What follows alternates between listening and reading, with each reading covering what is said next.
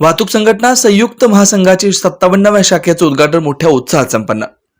वाहतूक संघटना संयुक्त महासंघाच्या वतीनं सत्यशोधक रिक्षा स्टॉप कुमटा नाका येथील 57व्या शाखेचं नामफलक उद्घाटन प्रदेशाध्यक्ष रियाज भाई सय्यद यांच्या हस्ते करण्यात आलं। यावेळी प्रदेशाध्यक्ष रियाज सय्यद यांनी रिक्षा चालकांना रिक्षा चालवताना ड्रेस घाला, वाहतुकीचे नियम पाळा असं आवाहन केलंय।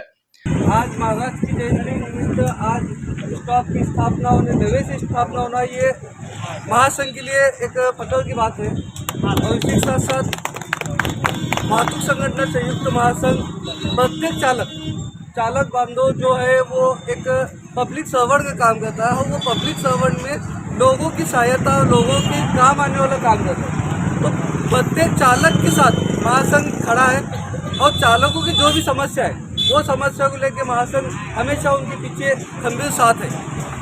लेकिन कुछ चालकों का ऐसा भी सुनने में आया कि नियम अटी कायदेशीर नहीं रहने की वजह से महासंघ को भी इसके बहुत ये होते हैं। अपने वजह से, अपने रोजी की वजह से किसी को नुकसान होना या किसी को तकलीफ होना, ये रोजी में बरकत उठने का सबसे बड़ा रीज़न होता है।